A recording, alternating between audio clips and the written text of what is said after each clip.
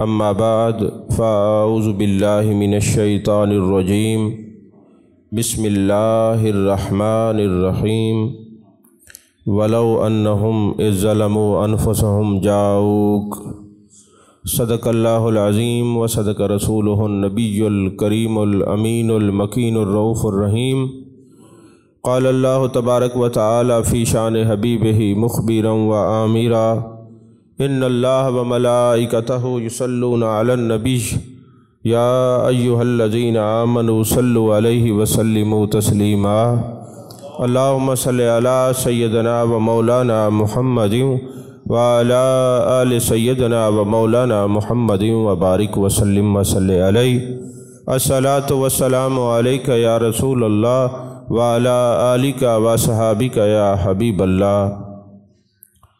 تمام تعریفیں اللہ تبارک و تعالیٰ کے لیے جو خالق کائنات بھی ہے، مالک ششجہات بھی، جو احد بھی ہے، صمد بھی ہے، جس کی شان لم یلد بھی ہے ولم یولد بھی۔ لا تعداد ہدیہ درود و سلام بارگاہ سید الانام، شفیع رحمت، والی امت، شاہ خوباں، جان جانا، شہنشاہ حسینہ، سید سروراں، سیاہ لا مکاں، تتمہ دوراں، سرخیل زہرہ جمالاں، رازدان ما اوہا، شاہد ما طغا، صاحب علم نشرہ، معصوم آمنہ، احمد مجتبیٰ، حضرت محمد مصطفیٰ صلی اللہ علیہ وآلہ وصحبہ وبارک وسلم کی دربار ناز میں اپنی عقیدتوں، ارادتوں، محبتوں کا خراج پیش کرنے کے بعد عزیزان محترم، آج کا عنوان بخشش کے بہانے۔ آج میری پوری جو گفتگو ہوگی انشاءاللہ العزیز وہ امام حجر عسقلانی کی کتاب معرفت الخصال المکفرہ للذنوب المقدمۃ والمؤخرہ، یعنی یہ عربی کی کتاب ہے، اس کا اردو ترجمہ کر کے آپ کے گوش گزار کر رہا ہوں۔ آج دوسرا جمعۃ المبارک ہے، 11واں روزہ ہے رمضان المبارک۔ اپنی انوار و تجلیات سے اہل ایمان کو جلا بخش رہا ہے۔ ہم سب کے دلوں کو مزکہ مصفہ مجلہ فرما رہا ہے۔ خوش قسمت ہیں وہ لوگ جو رات کو قیام کرتے ہیں، دن کو روزہ رکھتے ہیں۔ صحت اور تندرستی بھی ایک نعمت ہے۔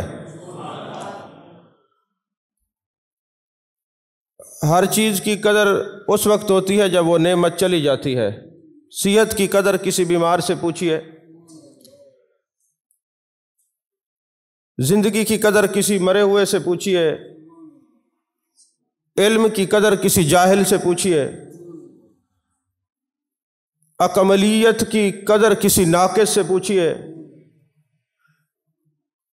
آج کتنے لوگ ہیں جو بیٹھ کر زمین پر نماز نہیں پڑھ سکتے، گردنیں تکالیف کی وجہ سے جھک نہیں سکتی، کمر کے عوارضہ سے لوگ سجدہ ریز نہیں ہو سکتے۔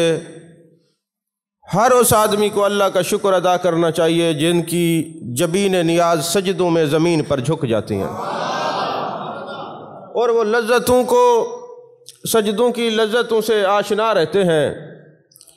عزیزان محترم، اس پوری کتاب کے اندر جو امام حجر عسقلانی جن کا سن وصال 852 ہجری ہے، یہ بہت بڑے مفسر ہیں جنہوں نے شرح بخاری بھی لکھی ہے، اور حدیثوں پر انہوں نے بہت کام کیا ہے۔ بہت بڑے شیخ الحدیث ہیں، حافظ الحدیث ہیں۔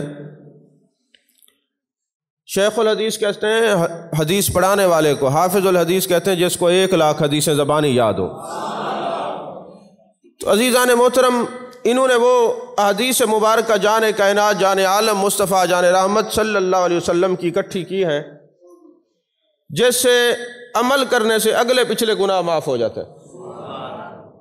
اگر امت کو یہ بار بار بتایا جائے گا حدیث مبارکہ، ویسے بھی یاد رکھیے نفسہ نفسی کا عالم ہے، علمی حلقوں کی اس طرح وہ قدر نہیں رہی، کیونکہ ہم نے بخشش کو وہ درجہ نہیں دیا کہ بخشش کتنی بڑی نعمت ہے۔ میں اکثر یہ کہا کرتا ہوں کہ رمضان المبارک میں جہاں کہیں علمی حلقات لگتے ہوں اور جو بندہ اس میں شامل ہو تو قدم قدم پہ 1 سال کے گناہ معاف ہوتے ہیں، 1 سال کے گناہ معاف ہوتے ہیں، 100 درجے ملتے ہیں، 100 گناہ معاف ہوتے ہیں، اور 100 سے 70 100 تک چلے جاتے ہیں۔ یہ مختلف احادیث مبارکہ ہیں۔ آپ لوگوں میں سے کس کو پتہ نہیں ہے کہ روزانہ عشاء کے بعد درس قرآن ہوتا ہے آستانہ عالیہ پر؟ آپ لوگوں میں سے کس کو ایک علم نہیں ہے کہ وہاں پر تصوف کی اور عشق مصطفیٰ کی روز بات ہوتی ہے؟ لیکن آپ حضرات نہیں آتے، پتہ ہونے کے باوجود نہیں آتے، اور کام بھی اتنا کوئی نہیں ہوتا، سونا ہی ہوتا ہے۔ چلو جو مزدوری پہ جاتے ہیں وہ تو اللہ ماشاءاللہ، لیکن کتنا وقت لگتا ہے علمی حلقے میں جانے سے؟ 40 منٹ کا ٹوٹل ٹائم ہوتا ہے، اور آپ اپنی زندگی کے لیے 40 منٹ نکال کر اپنی زندگی کو خود اپنے آپ سے مخلص نہیں ہے۔ جیسے ہی صبح ہوگی آپ لوگوں کے فون شروع ہو جائیں گے، جب پتہ ہے بھئی تراویح کی نماز ادھر ادا ہوگی، اس کے بعد علمی درس ہوگا، وہاں کوئی نہیں آئے گا۔ جیسے ہی صبح اٹھے گا تو پتہ چلا ہم نے اپنی نسبتوں کو، عقیدوں کو ضروریات کے تابع کر رکھا ہے۔ ہمیں ضرورت پڑی تو چلے گئے، ضرورت پڑی تو فون کر لیا، ضرورت پڑی تو ملاقات کر لی۔ ہم تو کسی اور سے کیا مخلص ہوں گے، ہم اپنی ذات سے ہی مخلص نہیں ہیں۔ ہر چیز یہیں پڑی رہے گی۔ عزیزان محترم، سب سے پہلی جو حدیث یہ امام حجر اسقلانی لائے ہیں وہ یہ ہے کہ حضرت امیر المؤمنین خلیفۃ المسلمین حضرت عثمان غنی رضی اللہ تعالیٰ عنہ، حضرت عثمان غنی رضی اللہ تعالیٰ عنہ کے غلام ہیں حضرت حمران بن عبان، فرماتے سخت سردی کا موسم ہے، حضرت عثمان غنی رضی اللہ تعالیٰ عنہ نے مجھے فرمایا کہ جاؤ پانی لے کے آؤ۔ سخت سردی تھی، ٹھنڈ تھی، تو میں پانی لے کے آیا۔ سردی کے موسم میں وضو کرنا کتنا مشکل ہوتا ہے یار، یہ جگہ آگے پور کر لو، سارے آگے ہو جاؤ، کچھ نہیں ہوتا، کوئی نہیں کھاتا تمہیں، آگے ہو جاؤ، حافظ صاحب اگاں سے ہو، یہ آگے بھی یہ ساری پھیل کرو، یہ جو پیچھے آئیں گے وہ دیکھیں گے جگہ نہیں ہوگی۔ میں پچھلی دفعہ جمعے بھی یہی عرض کی تھی، کتنی محنت سے جگر پگھلا کے یہ مطالعہ کرنا ہوتا ہے، پھر جو بعد میں آتے ہیں ان کو جگہ نہیں ہوتی، وہ آپ پھر دیکھتے ہیں کون آ رہا ہے، ادھر آ جائیں، آپ ادھر چلیں، آئندہ جو بھی آئے پہلے اگلی صفحے پوری کر کے پھر بیٹھا کریں، تاکہ آنے والا بھی گناہ گار نہ ہو اور آپ میں بھی کوئی مسئلہ نہ ہو گفتگو کرتے ہوئے۔ اب جو آئیں گے پیچھے بیٹھ جائیں گے آرام سے۔ عزیزان محترم، حضرت عثمان غنی رضی اللہ تعالیٰ عنہ کے غلام کہتے ہیں سخت سردی سے جب میں نے دیکھا کہ حضرت عثمان غنی بار بار اپنے منہ پہ چھٹے مار رہے ہیں، میں نے عرض کی حضور اتنی تکلیف آپ کیوں برداشت کر رہے ہیں؟ وضو تو پانی ایک دفعہ بہہ گیا، 3 دفعہ اعضائے وضو پر پانی بہانا سنت ہے، آپ بار بار پانی کیوں ڈال رہے ہیں؟ تو حضرت عثمان غنی رضی اللہ تعالیٰ عنہ نے کیا جواب دیا؟ فرماتے میں نے جان کائنات، جان عالم مصطفیٰ جان رحمت صلی اللہ علیہ وسلم سے سنا ہے جو سخت سردی کے موسم میں بار بار وضو کرتا ہے، وضو کر کے جب وہ 2 رکعت نماز تحیت الوضو پڑھتا ہے، ابھی وہ سلام پھیر کے مصلی سے نہیں اٹھتا، اللہ اس کے اگلے پچھلے گناہ معاف فرما دیتا ہے۔ اور یہی وجہ ہے امام اعظم ابو حنیفہ فرماتے ہیں ایک نوجوان وضو کر رہا تھا اور میرے آقا نے فرمایا جب کوئی ہاتھ دھوتا ہے وضو میں ہاتھ کے گناہ اللہ ختم کر دیتا ہے، منہ میں پانی ڈالتا ہے منہ کے گناہ، منہ کے اوپر پانی ڈالتا ہے منہ کے گناہ، جس طرح اعضائے وضو دھوتا جاتا ہے اللہ تعالیٰ جسم سے گناہوں کو نکال دیتا ہے۔ تو حضرت امام اعظم ابو حنیفہ رحمۃ اللہ علیہ نے دیکھا ایک نوجوان وضو کر رہا ہے، آپ نے جیسے پانی بہتے ہوئے پر آپ کی نظر پڑی، آپ نے فرمایا نوجوان یہ غلطی کر کے آئے ہو؟ اس نے کہا حضور کیسے پتہ چلا؟ فرماتے ابھی میں نے دیکھا تیرا یہ گناہ یہاں سے پانی میں بہتا ہوا جا رہا تھا۔ اب یہ الٹرا ساؤنڈ سے بچہ ہے یا بچی ہے یہ تو معلوم ہو سکتا ہے، گردے میں پتھری ہے یہ تو معلوم ہو سکتا ہے، لیکن گناہ بہتے ہوئے کوئی کامل کی نظر سے نظر آ سکتا ہے۔ آج تک کوئی ایسی مشین پیدا نہیں ہوئی۔ جیسے کہ حضرت عثمان غنی رضی اللہ تعالیٰ عنہ نے دیکھا ایک آدمی کی آنکھوں میں، فرمایا تیری آنکھوں میں مجھے غیر محرم کو دیکھنے کے اثرات نظر آ رہے ہیں۔ اب وہ بغض رکھنے والا آدمی تھا، کوئی محبت والا تھا نہیں۔ محبت والوں کی دیکھنے کی معیار اور سوچ کچھ اور ہوتا ہے، بغض والوں کا کچھ اور ہوتا ہے۔ تو اس نے کہا جی معاذ اللہ پر وحی نازل ہوتی ہے؟ فرمایا وحی نازل نہیں ہوتی، تو نے محبوب کا فرمان نہیں سنا، اتقوا فراست المومن فإنہ ینظر بنور اللہ، مومن کی نگاہ فراست سے بچو، وہ اللہ کے دیے ہوئے نور سے سب کچھ دیکھ لیتا ہے۔ یہ نور فراست ہے، اللہ جس کو عطا فرما دے۔ تو بخاری شریف کے اندر بھی یہ روایت ہے کہ جس نے وضو کیا اچھی طرح اور 2 رکعت نماز پڑھی اور آ کر مصلی پہ بیٹھا، اٹھنے سے پہلے اللہ اس کے اگلے پچھلے گناہ معاف فرما دیتا ہے۔ اسی طرح جان کائنات، جان عالم مصطفیٰ جان رحمت صلی اللہ علیہ وسلم ارشاد فرماتے ہیں، جب مؤذن اذان دیتا ہے اور جو بندہ اذان سن رہا ہو وہ سارے کام چھوڑ کر اذان کا جواب دے، قرآن کی تلاوت بھی کر رہے قرآن پاک چھوڑ دے، باتیں کر رہے وہ جو ہے نا باتیں کرنا چھوڑ دے، اگر وہ باتیں کرتا رہا اور اذان کی طرف توجہ نہ دی تو وعید آئی ہے کہ شیشہ اور لوہا پگھلا کر اس کے کان میں قیامت والے دن ڈالا جائے گا۔ تو اذان کا جواب دینا ضروری ہے، واجب ہے۔ اب اذان کا جواب محبوب علیہ السلام نے فرمایا کہ جو مؤذن اذان کا جواب دے، جیسے مؤذن کہے سننے والا اسی طرح جواب دیتا رہے، جیسے اذان ختم ہو پھر وہ میری ذات پہ درود پڑھے، اذان کے بعد والی وسیلے والی دعا پڑھے، اس پر میری شفاعت واجب ہو گئی، اس پر میری شفاعت واجب ہو گئی۔ اور دوسری حدیث پاک ہے کہ جب وہ اشہد ان لا الہ الا اللہ مؤذن کہے، سننے والا کہے اشہد ان لا الہ الا اللہ رضیت باللہ ربا وبالاسلام دینا وبمحمد نبیا ورسولا، نبیاً بھی کہہ سکتے ہیں اور رسولہ کے بھی الفاظ دونوں حدیث پاک کے اندر موجود ہیں۔ فرمایا جو آدمی یہ کہے گا، جیسے یہ جملہ اس کے منہ سے نکلے گا، اللہ تبارک و تعالیٰ اس کے اگلے پچھلے گناہوں کو معاف فرما دے گا۔ اسی طرح آگے حدیث لاتے ہیں کہ جب کوئی بندہ نماز پڑھتا ہے، جماعت کے ساتھ نماز پڑھ رہا ہے، توجہ سے سنیے گا، اور امام کہتا ہے ولضالین، اور پیچھے سے آہستہ سے امام بھی آمین کہتا ہے اور مقتدی بھی آمین کہتے ہیں، تو میرے آقا علیہ السلام نے فرمایا جس کی آمین فرشتوں کے موافق ہو گئی، اللہ اس کی اگلے پچھلے گناہ معاف کر دیتا۔ اب یہاں 2 باتیں یاد رکھیے، فرشتوں کے موافق ہو گئی، اللہ اس کے اگلے پچھلے گناہ معاف کرے گا۔ اس کے 2 مطلب ہیں۔ ایک مطلب یہ ہے جب کوئی بندہ دعا کرتا ہے، دعا جب ہوتی ہے ہمارا کیا معیار ہوتا ہے؟ ایسے ہاتھ ہوئے پڑے ہوتے ہیں، خیال کہیں اور ہوتا ہے، آمین ہی نہیں کہتے۔ اور حدیث پاک ہے کہ جب آمین کوئی بندہ کہے، جب وہ دل سے آمین کہے گا کہ میری دعا قبول ہوئی، الذین یحملون العرش، جو عرش کے فرشتے ہیں وہ بھی آمین کہیں گے، وہ دعا سیدھی عرش معلیٰ تک جائے گی۔ آج ہماری دعائیں قبول نہ ہونے کی ایک وجہ یہ بھی ہے کہ ہم دعا کے وقت غفلت کرتے ہیں، بے توجہی کا مظاہرہ کرتے ہیں، بے یقینی کا مظاہرہ کرتے ہیں، اس لیے دعائیں قبول نہیں ہوتی۔ ورنہ جب دعا مانگی جا رہی ہو، اور ویسے بھی کشف المعجوب شریف کے اندر داتا صاحب ایک حدیث لائے ہیں کہ جہاں تصوف والے لوگ بیٹھے ہوں اور دعا کر رہے ہوں، جس نے آمین نہ کہا، قیامت والے دن اس کا شمار غافلین میں لکھا جائے گا۔ تو اس لیے دعا کے وقت کوئی کام نہیں کرنا چاہیے، صرف دعا مانگنی چاہیے۔ تو عزیزان محترم، فرمایا ولضالین کے بعد آمین جب کہی جائے گی تو جس کی آمین فرشتوں کی آمین کے موافق ہوگی تو اللہ اس کے اگلے پچھلے گناہ معاف کر دے گا۔ اب موافق کیسے ہوگی؟ جب فرشتے آمین کہتے ہیں آپ کو سنائی دیتا ہے؟ بولیے۔ تو کہا ایسے آمین کہنا ہے کہ آہستہ سے آپ کو صرف سنائی دے، کوئی اور نہ سنے، ایسے آمین کہنا ہے جیسے احناف کا طریقہ ہے۔ ابھی آپ کو یہ بات ہی سمجھنی، یہ ایک خالصتاً علمی مسئلہ ہے، یہ کئی زور سے پیچھے سے آمین کہتے ہیں، یہ دوسروں کا طریقہ ہے، احناف کا نہیں ہے۔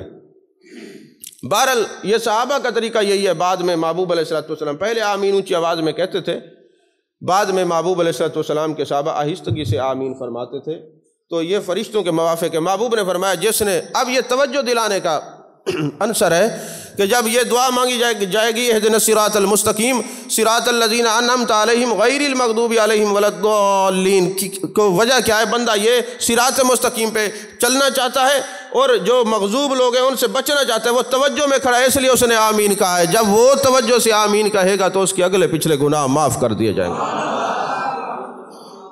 محبوب علیہ السلام فرماتے ہیں جس نے چاشت کی 2 رکعت نماز پڑھی، پہلی تو صبح اشراق ہوتی ہے، اشراق کے بعد جو چاشت ہوتی ہے، تو محبوب نے فرمایا جس نے اللہ کی رضا کے لیے، ثواب کو پانے کے لیے چاشت کی 2 رکعت نماز پڑھی، اللہ تعالیٰ اس کے نام اعمال میں 200 نیکیاں لکھ دیتا ہے، 200 گناہ معاف کر دیتا ہے، 200 درجے بلند کر دیتا ہے، اور جیسے ہی وہ نماز کا سلام پھیرتا ہے اس کے اگلے پچھلے گناہ معاف کر دیتا ہے۔ چاشت کی نماز کی اتنا فضیلت ہے۔ اسی طرح ہم نماز جمعہ پڑھتے ہیں، جمعہ کی نماز کے بعد جیسے ہی امام سلام پھیرے، محبوب علیہ السلام نے فرمایا جس نے 7 بار سورہ فاتحہ، 7 بار قل واللہ شریف، 7 بار قل اعوذ برب الفلق اور ناس پڑھے اور اس کے بعد بقیہ نماز ادا کی، تو اللہ تعالیٰ اس کے بھی اگلے پچھلے گناہ معاف فرما دیتا ہے۔ اور پھر صرف گناہ معاف نہیں فرماتا، جہاں کہیں دنیا میں لوگوں نے جمعہ کی نماز پڑھی ہوگی سب کا ثواب اس کو عطا فرمائے گا جس نے یہ صورتیں پڑھی ہیں۔ آج تقریر اسی طرح نہیں ہے کہ آپ کو بس آج تو یہ فائدے والی تقریر ہے، آپ فائدہ سوچیں گے، کام کریں گے تو فائدہ ہوگا۔ اسی طرح محبوب علیہ السلام، اب یہ ظہر سے پہلے ہم جو 4 سنتیں پڑھتے ہیں یا جمعہ سے پہلے ہم 4 سنتیں پڑھتے ہیں، اکثر لوگوں کے رواج ہے یہ فرض پڑھا بھاگ گئے اور سنتیں پڑھتے ہی نہیں ہیں۔ میرے آقا علیہ السلام کی نگاہ ناز دیکھ رہی تھی میری امت میں لوگ دعویٰ بھی میری غلامی کا کریں گے اور چھوڑیں گے میری سنتیں، تو میرے آقا علیہ السلام نے فرمایا جو ظہر کی نماز سے پہلے 4 سنتوں کو ادا کرے گا اللہ اس پر جہنم کی آگ کو حرام فرما دے گا، اور جیسے جمعہ سے پہلے یا ظہر کی پہلے کی 4 سنتیں صدق دل سے اللہ کو راضی کرنے کے لیے جس نے ادا کر دیں اللہ تعالیٰ اس کے اگلے پچھلے گناہوں کو معاف فرما دے گا۔ اسی طرح عصر سے پہلے جو غیر مؤکدہ سنتیں ان کا بھی یہی حکم ہے۔ اسی طرح میرے آقا علیہ السلام نے فرمایا جب کوئی بندہ نماز پڑھنے کے لیے جاتا ہے تو وہ سبحان ربی العظیم کتنی دفعہ کہتے ہیں؟ 3 دفعہ، تاکوں میں کہنا چاہیے، تاک عدد میں 5 7 کہہ سکتے ہیں۔ تو میرے آقا علیہ السلام نے فرمایا جب کوئی میرا امتی نماز پڑھنے کے لیے جاتا ہے اور رکوع میں کہتا ہے سبحان ربی العظیم، جب ایک بار سبحان ربی العظیم کہتا ہے، یہ ربی العظیم نہیں ہے، سبحان ربی العظیم، تو جب یہ سبحان ربی العظیم کہتا ہے تو ایک دفعہ کہنے سے اس کے جسم کے 1/3 گناہ معاف ہوتے ہیں، 2 دفعہ کہنے سے پورا نصف گناہ معاف ہوتے ہیں، اور 3 دفعہ جیسے ہی سبحان ربی العظیم کہہ کے وہ رکوع سے اٹھتا ہے اللہ اس کے سارے گناہوں کو معاف فرما دے، کیونکہ وہ تعریف کر رہا ہے نا کہ میرا رب عظیم ہے، میرا رب عظیم ہے۔ کاش کہ اس لذت نماز کو ہم سمجھیں کہ جب بندہ کہتا ہے نا سبحان ربی العظیم، سبحان ربی العظیم، سبحان ربی العظیم، امام کہتے ہیں سمع اللہ لمن حمدہ، پھر وہ مقتدی کہتے ہیں ربنا لک الحمد۔ صوفیانہ اس کا ترجمہ کیا ہوتا ہے؟ سبحان ربی العظیم کے بعد سمع اللہ لمن حمدہ، سن لی تیرے رب نے تیری ساری بات۔ توجہ نہیں فرمائی آپ؟ وہ امام کیا کہتا ہے؟ تیرے رب نے تیری ساری بات سن لی۔ بندہ کہتا ہے ربنا لک الحمد، اچھا میرے رب نے میری ساری بات سن لی، سجدے میں چلا جاتا ہے۔ یہ ادا اللہ کو بڑی پسند آتی ہے، تھوڑا غور کر کے تو نماز پڑھے نا۔ اسی طرح اب جہاں نماز پڑھنے سے گناہ معاف ہوتے ہیں، برکات ہوتی ہیں، یہ نماز بھی اللہ کا ذکر ہے، وَأَقِمِ الصَّلَاةَ لِذِكْرِي، قرآن بھی اللہ کا ذکر ہے، اِنَّا نَحْنُ نَزَّلْنَا الذِّكْرَ وَإِنَّا لَهُ لَحَافِظُونَ۔ میں پچھلے جمعے پر بھی ایک بات آپ لوگوں کو بتا رہا تھا،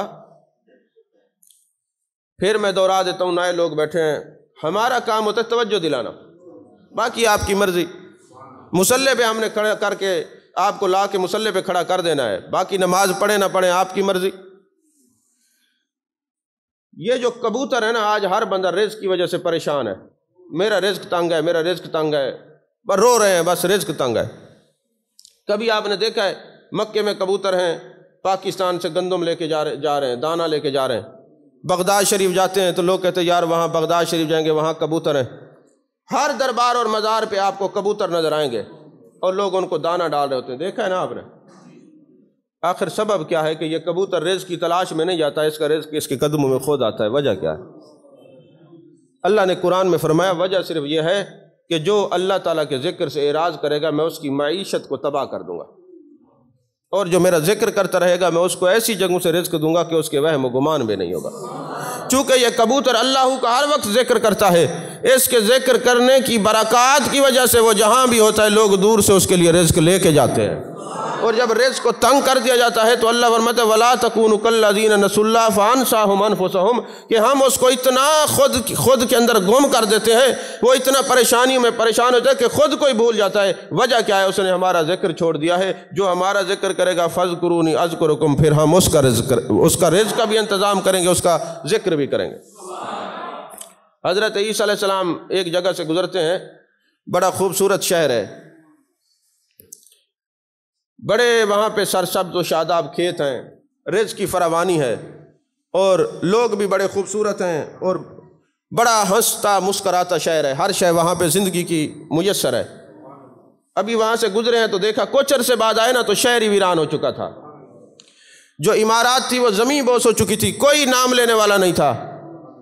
تو اللہ کی بارگاہ میں حضرت عیسیٰ علیہ السلام نے التجا کی، میرے مالک جب ہم یہاں سے گزرے تھے تو یہ سرسبز و شاداب ایک شہر تھا، کھیت تھے، کھلیان تھے، کھانے کی پینے کی ہر وافر اشیاء موجود تھیں، آخر ہوا کیا ہے اس شہر والوں کو کہ یہ تباہ و برباد نیست و نابود کیوں ہو گئے ہیں؟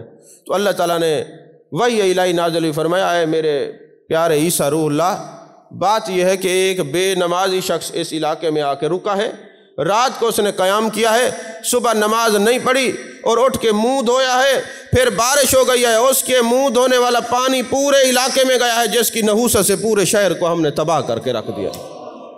اب کوئی ایک نماز نہ پڑھے تو یہ حشر ہوتا ہے، اور ہم تو بالکل ہی نزدیک ہی نہیں جاتے۔ کبھی غور کیا ہے جب ہم کہتے ہیں ہماری دعا قبول نہیں ہوتی ہے، ہم اللہ کی ہر بات مانتے ہیں، قبول کرتے ہیں کہ ہماری دعا قبول ہو جائے، جب ہم اللہ کی رضا کے لیے عبادت کریں گے، اللہ کا ذکر کریں گے، تو پھر بے برکتی قریب نہیں آ سکتی۔ آپ کو کسی سے تویز لینے کی ضرورت نہیں ہے، تویزوں سے نہ رزق کم ہوتا ہے نہ بڑھتا ہے، یاد رکھیے گا۔ سب سے بڑا تویز یہ ہے اپنی جبین نیاز کو خدا کے سامنے جھکا دو، ساری کائنات تمہاری ہو جائے گی، بس اتنا یاد رکھیے۔ عزیزان محترم، پھر امام حجر عسقلانی حدیث لائے، اور پھر یہ جو کتاب ہے نا معرفت الخصال، اس کے اندر انہوں نے نیچے حدیث کے بحث بھی کیا ہے کہ یہ حدیث صحیح ہے، حدیث حسن ہے، حسن لذاتہ ہی ہے، حسن لغیر ہی ہے، حدیث مرسل ہے، مرفوع ہے، مقطوع ہے، شاذ ہے، منکر ہے، متواتر ہے، غریب ہے، کوئی نہیں، یہ سارے حدیثوں کے نام ہیں، یہ نیچے انہوں نے بحث بھی کیا ہے۔ تو فرماتے ہیں میرے آقا کریم صلی اللہ علیہ وسلم نے ارشاد فرمایا، جس نے حالت ایمان میں ثواب کی نیت سے دن میں روزہ رکھا اور رات کو قیام کیا، اللہ اس کے اگلے پچھلے گناہوں کو معاف فرما دیتا ہے، اور قیام یہ تراویح ہے۔ اور اسی طرح میرے آقا کریم صلی اللہ علیہ وسلم نے ارشاد فرمایا، جس نے طاق راتوں میں قیام کیا، لیلۃ القدر کو تلاش کیا، اب یہ راتیں طاق کون سی ہیں؟ 21 کی، 23 کی، 25 کی، 27 کی اور 29 کی۔ تو میرے آقا علیہ الصلوۃ والسلام نے فرمایا اگر کسی نے اس رات کو پا لیا جو لیلۃ القدر ہے، عزت والی رات کو پا لیا، اللہ تبارک و تعالیٰ اس کے اگلے پچھلے گناہوں کو معاف فرما دیتا ہے۔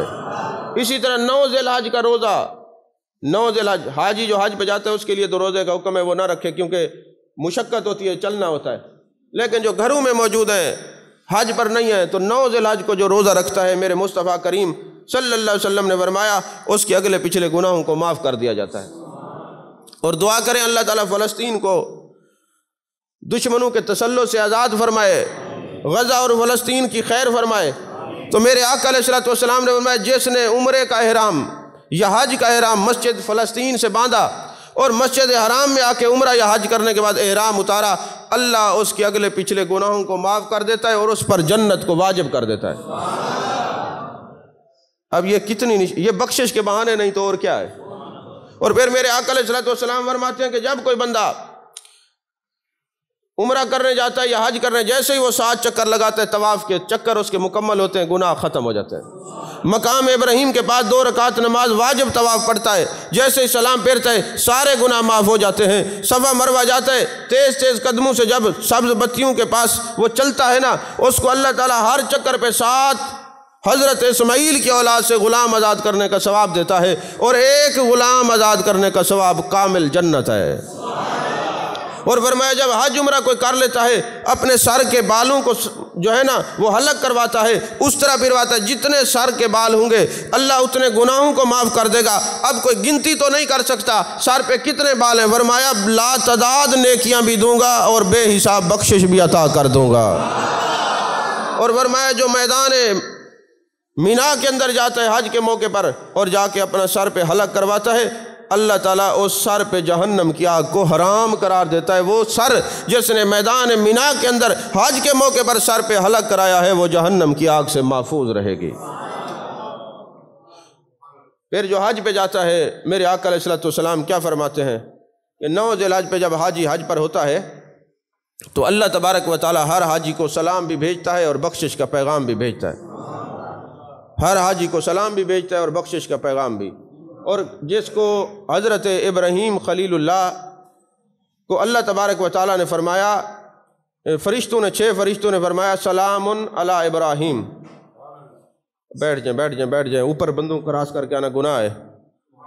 ہر جمعے یہ مسئلہ بتاتے ہیں، بندوق جمعے کے اوپر یہ مومن کی تقریم ہے، کندھوں کے اوپر سے آنا یہ گناہ ہے، جہاں جگہ ملے بیٹھ جایا کرے۔ تو میرے آقا علیہ الصلوۃ والسلام نے فرمایا جو میدان عرفات میں بندہ ہوگا تو اللہ تعالیٰ سلام بھی بھیجے گا، بخشش کا پیغام بھی بھیجے گا۔ اب آپ ترکیب دیکھیے، سلام علی ابراہیم 6 فرشتوں نے کہا تھا تو اللہ تبارک و تعالیٰ نے نار نمرود کو ٹھنڈا کر دیا حضرت ابراہیم پر، فرشتوں نے کہا تھا۔ اور یہی لیلۃ القدر میں یہ فرشتے روح الامین اور فرشتے آتے ہیں اس امت کی زیارت کرنے کے لیے۔ یہاں ایک سوال پیدا ہوتا ہے، اگر آپ میری طرف دیکھیں تو مراقبہ کریں گے پھر نہیں ہے، اللہ کرے آپ لوگوں کو یہ قدر آ جائے کہ جو بندہ گفتگو کر رہا ہوتا ہے وہ محبوب کا فرمان سنا رہا ہوتا ہے، محبوب کے فرمان کی اہمیت کیا ہے، فرق کوئی نہیں۔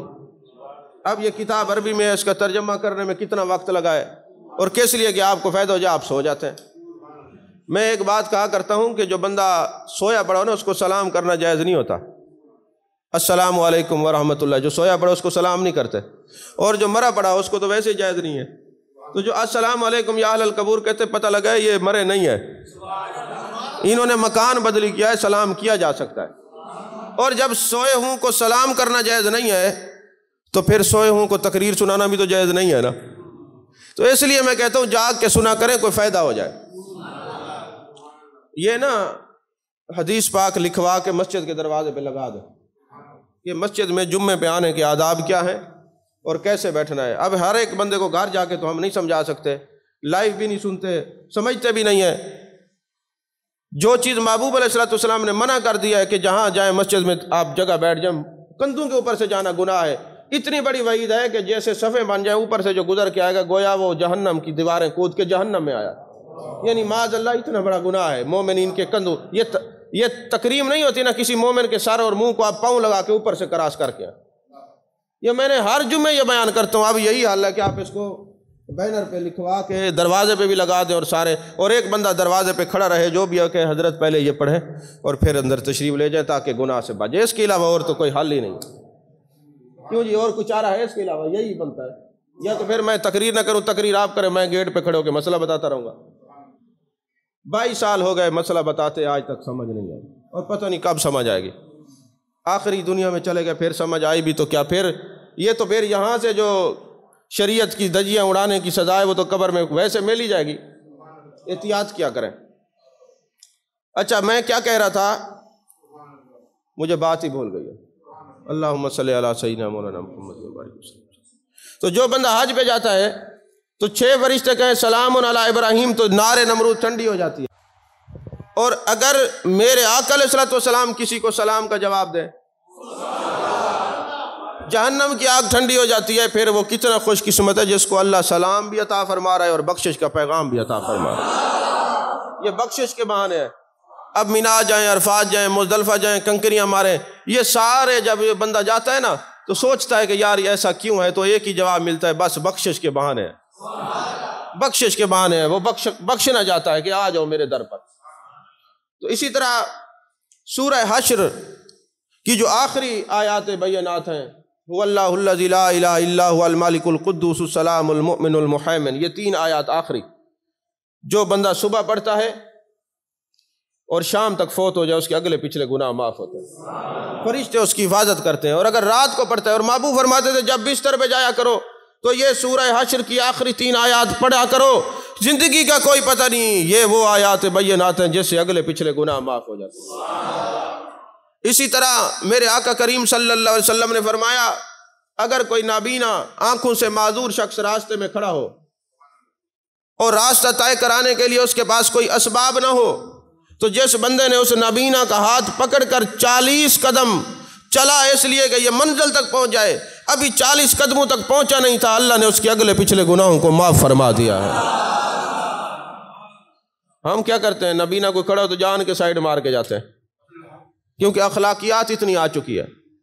لیکن محبوب علیہ السلام نے کیا فرمایا کہ نابینا شخص کو جو راستہ طے کرائے گا اللہ تعالیٰ اس کے اگلے پچھلے گناہ معاف فرما دے گا۔ اور پھر میرے محبوب علیہ السلام نے ارشاد فرمایا جو کسی مسلمان بھائی کی حاجت پوری کر سکتا ہو اور حاجت پوری کرے گا، اللہ اس کے گناہوں کو بھی معاف کر دے گا اور اس کے ماتھے پہ لکھ دے گا یہ دوزخ سے اور منافقت سے بری ہے۔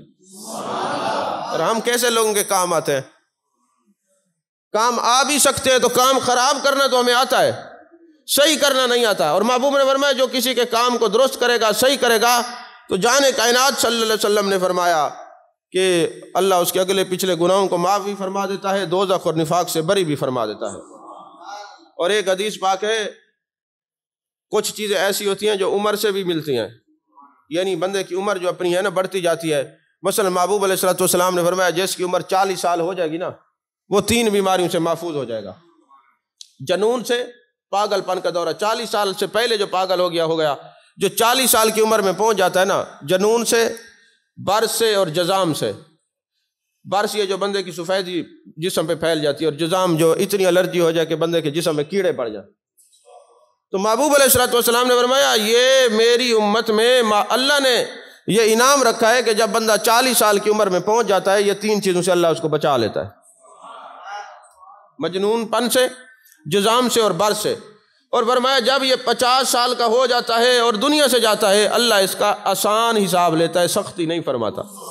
اور فرمایا جب یہ 60 سال کا ہو جاتا ہے تو فرشتے اس سے محبت کرتے ہیں، اور یہ جب 70 سال کا ہو جاتا ہے تو عرش کے فرشتے اس کو محبت کی نگاہ سے دیکھتے ہیں، اور جب یہ 80 سال کا ہو جاتا ہے تو اس کے پچھلے گناہوں کو مٹا دیا جاتا ہے، اور جب یہ 90 سال کا ہو جاتا ہے تو عرش پہ اعلان ہوتا ہے یہ زمین پر میرا قیدی ہے، اب اس کے نام اعمال میں صرف نیکیاں لکھنی ہیں، اس کے گناہ نہیں لکھنے۔ یہ دیکھیں یہ تو محنت کرنی پڑی ہے، یہ تو عمر اللہ خود ہی عطا فرماتا ہے، زندگی موت اس کے ہاتھ میں ہے۔ وقت بالکل تھوڑا ہوتا ہے، آخری بات کر کے گفتگو ختم کرتا ہوں۔ حضرت عبداللہ بن مبارک رضی اللہ تعالیٰ عنہ، اب آپ کے مزاج کی بھی تقریر ایک سنا دوں نا ایک بار، کیونکہ یہ تو مسائل یہاں پر بڑی مشکل گزرے ہوگی، یہ کیا بنا سنا رہے ہیں آج ہمیں، یہ بخشش کے سارے پیغام ہی دیے جا رہے ہیں، یہ کر لو بخشش ہو گی، یہ بھی پریشانی تو ہوتی ہے نا بندے کو اکثر۔ تو حضرت عبداللہ بن مبارک رحمۃ اللہ علیہ بہت بڑے امیر المؤمنین فی الحدیث ہیں۔ آپ حج پہ جاتے ہیں، مدینہ شریف جاتے ہیں، محبوب علیہ السلام کے روضہ پر بیٹھے ہیں، بین النوم والیقظہ کی کیفیت طاری ہے، جان کائنات صلی اللہ علیہ وسلم کا دیدار ہوا۔ میرے آقا نے فرمایا عبداللہ بن مبارک جب اپنے علاقے میں جانا، وہاں ایک مجوسی رہتا ہے، بہرام اس کا نام ہے، اس کو جا کے کہنا کہ میرے نبی نے تجھے سلام بھیجا ہے، مجوسی اور سلام بھیجا ہے۔ اب چونکہ ادب کا تقاضا تھا، حضرت عبداللہ بن مبارک تھے، امیر المومنین فی الحدیث تھے، ادب کی وجہ سے پوچھ نہ سکے یا رسول اللہ صلی اللہ علیہ وسلم وہ تو مجوسی ہے اور میں جا کے سلام دوں، مسلمان ہی نہیں ہے اور آپ سلام بھیج رہے ہیں۔ ادب تھا، خاموشی سے چلے آئے اور آگ کے دروازے پہ دستک دی۔ جانتے تھے بہرام مشہور تھا، مجوسی تھا، آگ کا پجاری تھا، دروازے پہ دستک دی، بہرام بہر آتا ہے، کہتے جناب میں ایک پیغام لایا ہوں۔ کہا کس بات کا پیغام ہے؟ کہا میرے نبی صلی اللہ علیہ وسلم نے فرمایا ہے بہرام کو میرا سلام دینا۔ جب بہرام نے یہ بات سنی آنکھوں سے آنسو آ گئے، فرمایا یہ بات سچ ہے، اپنا ہاتھ کر میں تیرے ہاتھ میں ہاتھ دے کے کلمہ پڑھ کے مسلمان ہوتا ہوں۔ حضرت عبداللہ بن مبارک فرماتے ہیں تو کیسے میرے ہاتھ میں ہاتھ دے کے مسلمان ہوتا ہے؟ مجھے بتا تو صحیح کس عمل نے تجھے دین اسلام میں داخل کر دیا؟ اس نے کہا ہمارے فرقے کے اندر بہن بھائی کی شادی کرنا جائز ہے، ہم مجوسی ہیں، مسلمان نہیں ہیں، مشرک ہیں۔ میں نے اپنے بیٹے اور بیٹی کی شادی کی تو میں نے دیکھا ایک عورت ہمارے گھر میں آتی ہے اور اس کے وہ دیا جلاتی ہے، میں نے کہا شاید یہ جاسوس ہے، میں اس کے پیچھے جاتا ہوں اور وہ اپنے گھر میں جا کے اپنے بچوں کو کہتی ہے بچوں ہمارا ہمسایہ اتنے کھانے پکا کے لوگوں کو کھلا رہا ہے، اس کو خبر نہیں ہے کہ ہم آل رسول ہیں اور اس کی ہمسائیگی میں رہتے ہیں، ہم محبوب علیہ السلام کی اولاد میں سے ہیں اور سید بھوکا مر جائے کسی دنیا دار سے سوال نہیں کرتا، اب ہم کس کے دروازے پہ جائیں؟ یا تو حالت اضطرار کو اختیار کریں، کیا کریں؟ اب یہ میں نے جب سنا تو میرا دل پسیج گیا۔ میں نے کہا ہمسایوں کے حقوق تو سب کے مسالک کے اندر، مذاہب کے اندر ہوتے ہیں، کیا فائدہ میرا ہمسائے بھوکے مر رہے ہیں اور میں ان کی خدمت نہیں کر سکا۔ میں کافی سارے کھانے پینے کی اشیاء لے کے گیا اور جا کے میں نے ان کی خدمت کی۔ انہوں نے اب وہ سامان اپنے سامنے رکھا اور مدینہ شریف منہ کر کے عرض کرنے لگے، نانا جان ہمارا ہمسایہ اگرچہ مجوسی ہے، یہ اس نے ہماری خدمت کی ہے، ہماری خدمت کے صلے میں ان کو دین اسلام کی دولت سے مالا مال فرما، دین اسلام کی دولت سے مالا مال فرما۔ تو کہتے جس دن انہوں نے میرے لیے دعا کی اسی دن رات کو جان کائنات صلی اللہ علیہ وسلم کا مجھے دیدار نصیب ہوا اور فرمایا بہرام تجھے ہم خواب میں کلمہ پڑھانے کے لیے آئے ہیں اور ظاہری طور پر بھی بندہ بھیجنے والے ہیں جو تجھے آ کے کلمہ پڑھائے گا۔ جو میری امت میں سے کسی کے کام آتا ہے اللہ اس کو حالت ایمان کی دولت بھی اور اسلام کی دولت سے بھی نوازتا ہے۔ تو لہٰذا چونکہ میں انتظار میں تھا، مجھے خوشخبری پہلے مل چکی تھی کہ محبوب نے پیغام بھیجنا ہے اور آپ کو بھیجا ہے، آپ نے سلام دیا ہے، میں نے کہا ہاتھ بڑھائیے مجھے کلمہ پڑھائیے۔ اللہ تعالی ہم سب کو مخلوق خدا کے کام آنے کی توفیق عطا فرمائے، آمین۔ وآخر دعوانا الحمدللہ رب العالمین۔